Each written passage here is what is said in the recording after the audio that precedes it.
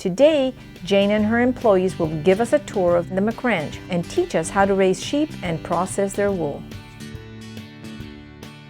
So sit back and enjoy some of the cutest critters on earth. It's time to hit the road and discover Texas with Annie Studebaker. Get ready to travel deep into the heart of the Lone Star State, meeting friendly folks and exploring fascinating places. Experience a way of life like nowhere else in the world as we uncover the rich history and culture of Texas. Discover adventure, discover excitement, discover Texas with Annie Studebaker.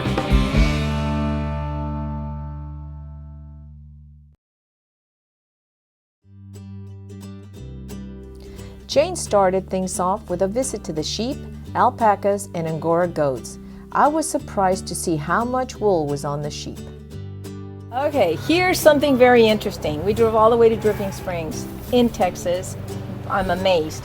I'm here at the McRanch. The owner, Jane McBride, is going to show us around. She's got a beautiful little sheep farm, and she's got alpacas, all kinds of animals, and there's a lot going on at the ranch, and she's going to tell us about it.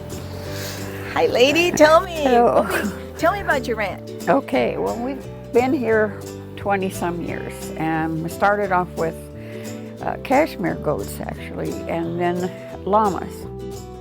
Brought them from California when I moved here. And in time, we've gone into Angora goats, which is what we currently have, and sheep and alpacas and llamas. And today we're going to be doing some shearing. It's one of our sheep. These are 2 sheep that are ready to be shorn. The other side are goats. And there's only 1 alpaca on this farm, and I don't know where he is. He's probably out with the herd, and the others are on another property down the road, another 30 acres. How did you get started with this business? I got started with this business. I used to be a practicing pediatrician in California, and I had a friend who was a practicing pediatrician from Maine, and she grew up on a farm, and she had all these animals, and she had them all of her life. Went over to visit her, and I love animals, all kinds of animals. Got really interested, so I started off buying a few from her and hauling them here. And then it's just grown and grown and grown. Well, that's interesting. Tell me about your tours. How you offer tours? We have tours. Most of the tours we have are children from classes and some independent people. So a lot of homeschoolers come here. They could see any of the animals, depending on their age is what they'll focus on. They might just look at the animals, or they might want to help shear, or they might want to work with the fiber, they might want to learn spinning.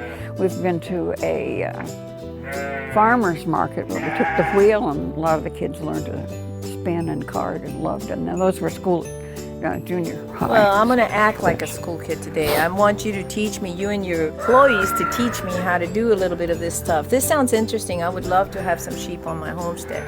You obviously have done something right.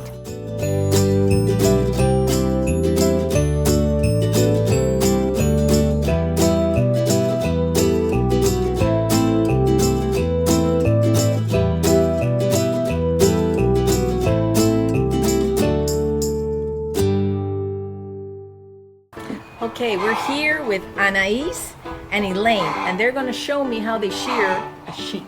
This is very interesting. Go for it, girls. This is a Rambouillet sheep. We just got her last year, and you can see the curls in her. It's super soft. So we're gonna start shearing her, and I'll let you hand a little bit of it so that you can see how soft she is. And oh, we can get started. There is about, what, 4 or 5 inches of wool of... At least 5. Yeah. Oh my goodness. Yeah. So these are our shearers. And Shearing is beneficial to both people and sheep. We get the wool, and they get some much needed relief from the heat. Wool is a valuable commodity. These animals are often raised differently and fed a mineral-rich diet to improve the quality of the wool. Used to it. Yeah. So how many times a year do you have to shear them? Just once a year. Once a year. Oh, what a good baby. Look at that. Oh, wow. super. I like the shearers because they're super fast. Jane likes to use scissors. Okay. So sometimes we use scissors with them as well. Wow, this is neat. Should I try it? You can try it. Okay, I'm just gonna do a little bit.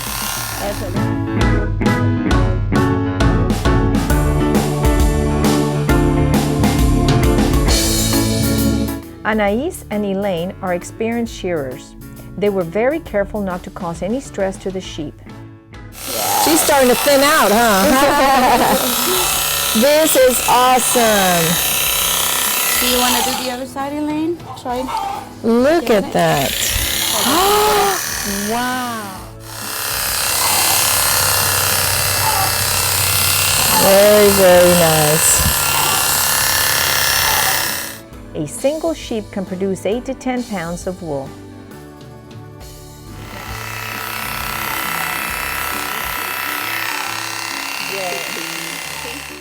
This is called a blanket. Yes. Wow. Well, it's going to be a blanket, maybe. Nice, thick.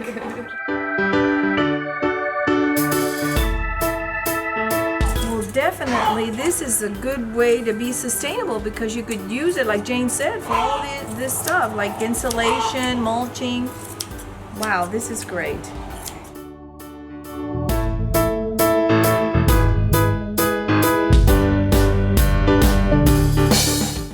Don't go anywhere. When we return, we'll see the wool picking process.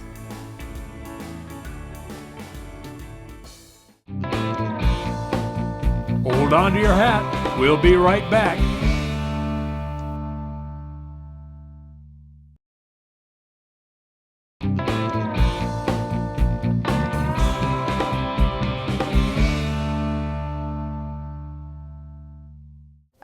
Whenever we shear the animals, it's raw, so it's raw fiber. It still needs to be, like this is mohair, but it needs to be skirted, which is, we have to go and take out all the stickers out of there. Oh, you do this by hand? Yes, it's time consuming, but it's Quality. you have to get all the stickers, sometimes we have still their feet in there and stuff. So we have to get that off. From here, once we skirt the fiber, we go into the washing process.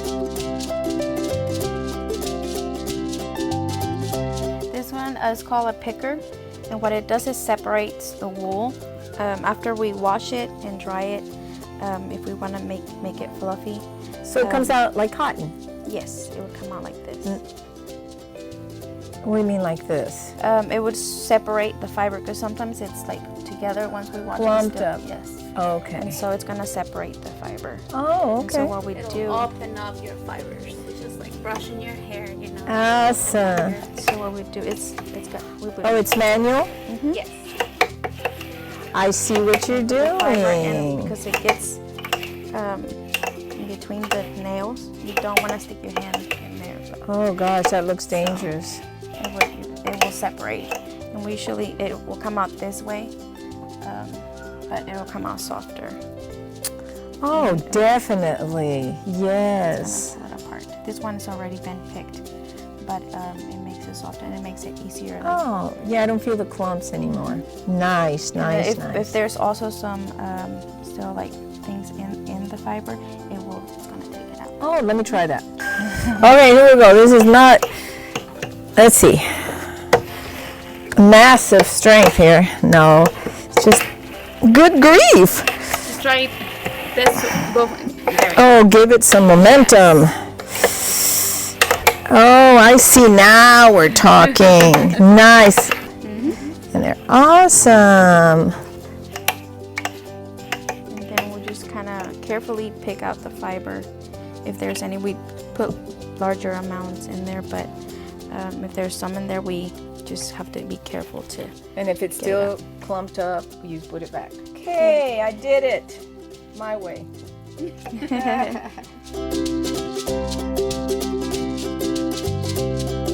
Then we'll go from here into the carder, and that's gonna brush our fibers and make Okay. them smooth. Okay. This is a what? An electric carder? Carder? Yes.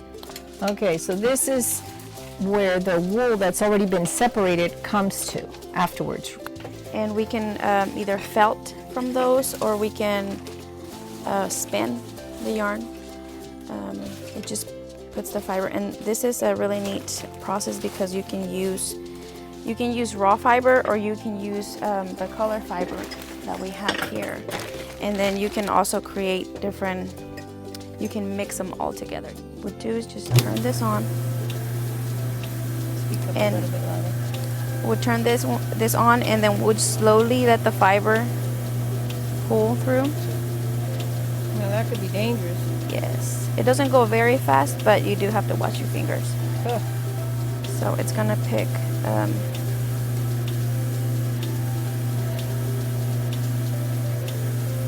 So you can tell that the fiber's going in through here, and it's gonna start filling up this area right here. And then once it's thick, you remove Yes. it as a sheet. Mm-hmm. Once you get the right amount that you want on there, and that it's pretty thick, because you want it even. At first it doesn't look very even, but the more fiber you put on there, the thicker it's going to get. This has already been processed into roving, but you can either use raw, like washed and picked fiber, or you can also use And this is color. when you want to keep the whole sheet as a variety of colors? Mm-hmm. Yes, this is Oh, where you start, because this is interesting. where your art starts, because you kind of mix all the different colors. I'm amazed. This is so interesting. Okay, tell me so- what you're doing. I'm fixing to pull part of this bat off of the drum, and we always look for this. There's a space here that we can put this tool in here. I see it right here. So we don't mess with the metal that we have here. So I take the tool and just kind of break it.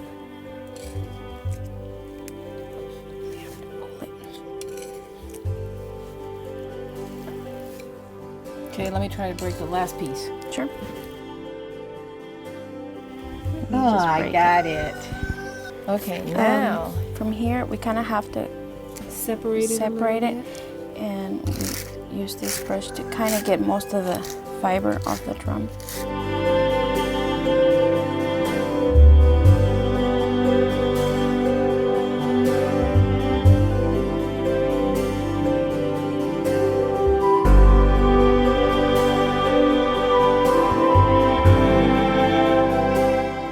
And you can see the different.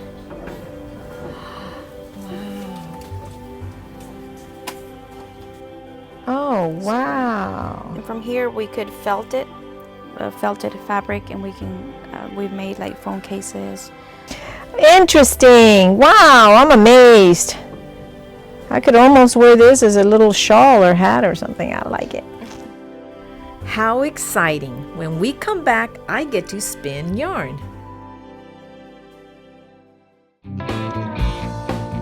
Hold on to your hat. We'll be right back.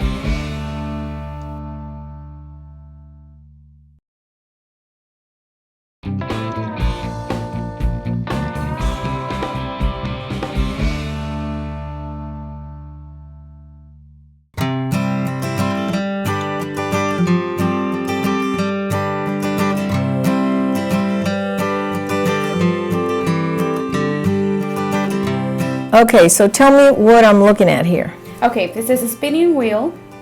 This is the bobbin where you are gonna add your yarn. After you're done with your yarn, you remove the bobbin, you wash your yarn, and then you have a skein of yarn. So this is where your yarn is gonna start wrapping once I start spinning.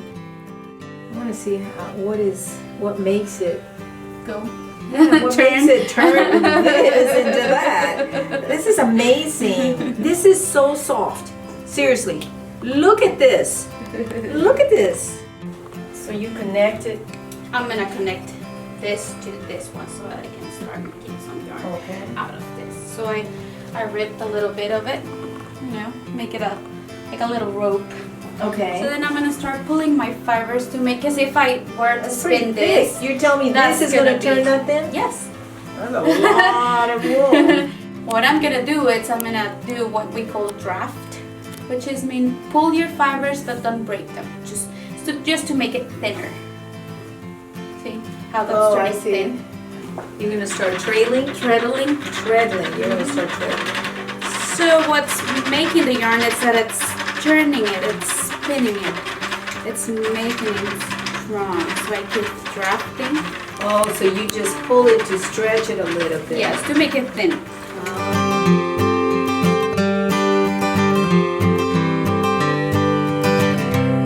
It's turning, so that's what's making it strong enough to become yarn. Is not bad at all. It's a simple concept. Yes, it is. And you can use a hand spindle, and you can do this by hand. I mean, of course, it's going to take way longer, but that's how I first learned to spin, with a hand spindle.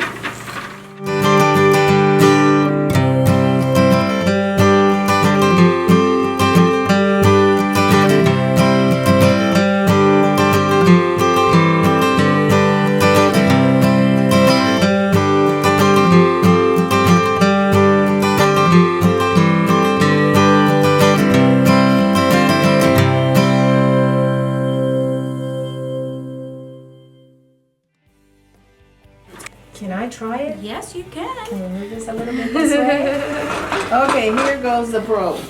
So first is your drafting. Feel how the fibers feel. Okay, let me see. So you pull it a little.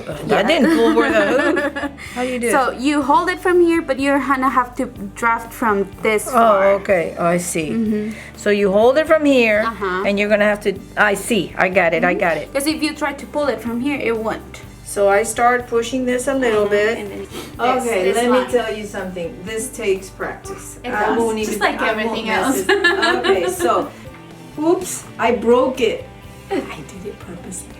I can show you the hand spindle. Let's try the hand spindle. Maybe that's for beginners. It's not. It is, and it's not as easier to mess it up. I learned to spin on one of this. Okay. So it's the same thing. You know, you have your wool. Instead of treadling, you just hand spin it. Because it's the same concept, you know? You're just turning the fibers to make it strong. So but you make everything look so easy. Let's try that. Okay, this is what she said. This is easy. You just spin it and... Am I spinning the right way? Yeah, this okay. way. And then you just pull a little bit. And it's super thick.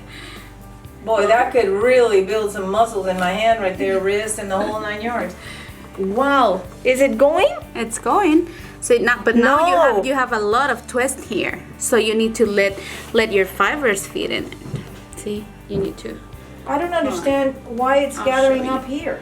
Because you have so much twist, but you're not letting this one go. You're supposed to let this one go so that it keeps spinning this way. I'm gonna watch it. Jane, I can't do anything right. Yes, you do. It takes a long time to learn. You need to practice. Look at that. See, once the fibers are twisted, you cannot draft them because you've already creating yarn. So you need to make sure your Everything fibers in here was handmade, and everybody learned how to do it. Well, we're Took them a long experts. time. They weren't born doing it, and they didn't go buy it in the store. I'll show you. I twist, I twist, I twist. I'm sliding my hands.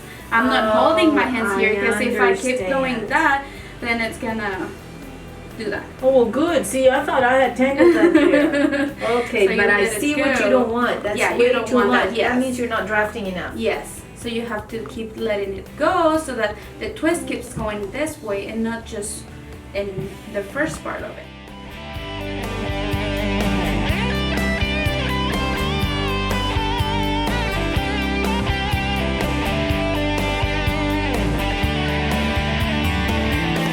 Most of the items for sale in the store were handmade by Anais and Elaine. These ladies are so creative. I purchased a beautiful scarf made with wool, mohair, and alpaca. I couldn't believe how easy it was to turn wool into felt. Anais and Elaine taught me how to make felted soap. It was a lot of fun.